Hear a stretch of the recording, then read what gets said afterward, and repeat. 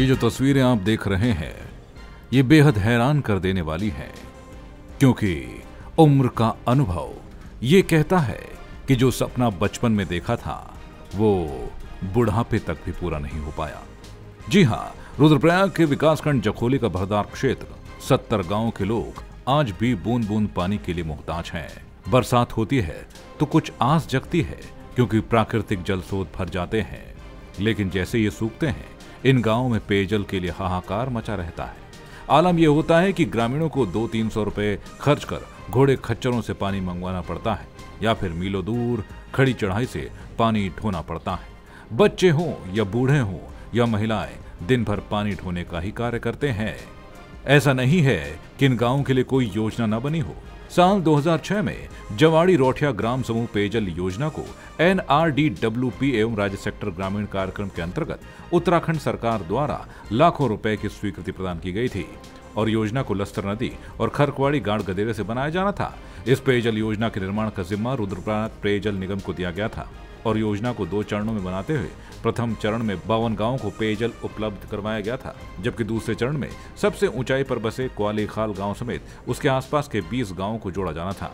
लेकिन विभाग द्वारा पूरे पैसे खर्च करने के बावजूद भी ग्रामीणों के हलक तर नहीं हो पाए। रुद्रप्रयाग जनपद में भरदार क्षेत्र एकमात्र ऐसा इलाका है जहाँ पर पानी का बहुत बड़ा संकट है और ये संकट आज से नहीं है, ये संकट कई सालों से चला रहा है। इसके बावजूद जो भरदार पेयजल योजना थी उस पर अभी तक काम पूरा नहीं हो पाया है। फर्स्ट फेज में जो काम होना था वो अभी भी अधर में लटका हुआ है। दूसरे फेज में यहाँ पे निर्माण कार्य शुरू होना था, जिसके चलते जो क्विला खाल है, इसके अलावा जो अन्य गांव हैं आसपास के, वहाँ पर पानी की आपूर्ति होनी थी, लेकिन पैसा स्वीकृत न होने की वजह से उस योजना पर भी काम शुरू नहीं हो पाया है और ऐसे में इस पूरे इलाके में पानी का बहुत बड़ा संकट बना हुआ है। रुद्रप्रयाग के विधायक भरत सिंह चौधरी खुद आरोप लगाते हैं कि इस पेयजल योजना में भारी भ्रष्टाचार हुआ है। जब सन 2006 में जब कांग्रेस की सरकार यहाँ पर थी, उस समय नारायण दत्त तिवारी माननीय मुख्यमंत्री के कार्यकाल में और अमृता रावत जी इस जिले की प्रभारी मंत्री होती थी, तब इस योजना को स्वीकृति मिली थी।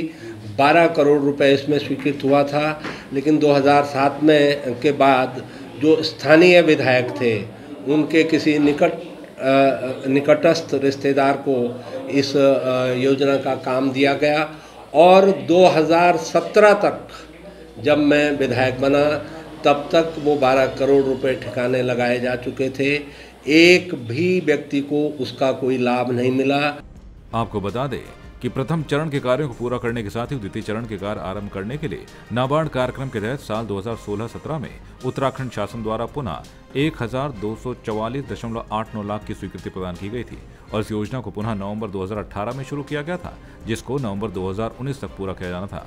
शासन द्वारा पेयजल निगम को 994.864 लाख की धनराशि भी अवमुक्त की गई, लेकिन तय समय से 1 वर्ष पूरा होने के बावजूद भी ये योजना पूरी नहीं हो पाई है। अब निर्माणदायी संस्था पेयजल निगम योजना पूरी न होने की जिम्मेदारी लोक निर्माण विभाग पर छोड़ रहा है। योजना की आप बात कर रहे हैं, जवाड़ी रोठिया ग्राम समूह पेयजल योजना के नाम से है और ये 2006 में सैंक्शन मिली थी इसकी, लेकिन वन भूमि विवाद के कारण या सैंक्शन न मिलने के कारण ये 2013 तक लंबित रही और 2013 में इसकी वन भूमि की स्वीकृति मिली है। उसके पश्चात इसके ग्रेविटी में इनके काम शुरू हुए हैं।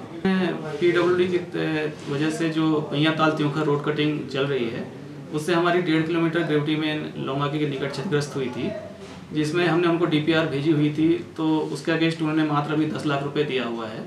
उसके बाद उसके अलावा कोई अलाइनमेंट नहीं है, तो इसमें फॉरेस्ट की भी सैंक्शन हमें दोबारा नहीं मिल पा रही है। तो इसमें ये डिसीजन हुआ है कि PWD की जो रोड कटी है उसी में लाइन बिछाई जाएगी, जिस हेतु उनके द्वारा अभी बैलेंस धनराशि दी जानी है और जो रोड कटिंग का मलबा पड़ा हुआ है उसको साफ कर देंगे, तो उसके बाद हम तुरंत उसमें निर्माण काम शुरू करा देंगे। अंदाजा लगाइए कि ये कैसी योजना है जो 14 साल बाद भी पूरी नहीं हो पाई है। ये बड़ा सवाल खड़ी करती है कि आखिरकार उत्तराखंड के सुदूर गांव में विकास क्या ऐसे होता है? अब ये योजना कब तक पूरी हो पाएगी ये तो भविष्य के गर्भ में ही छिपा है, लेकिन हालात आप सबके सामने हैं कि आखिरकार पहाड़ का जीवन इतना मुश्किल क्यों होता जा रहा है। जय भारत टीवी के लिए रुद्रप्रयाग से कुलदीप राणा की रिपोर्ट।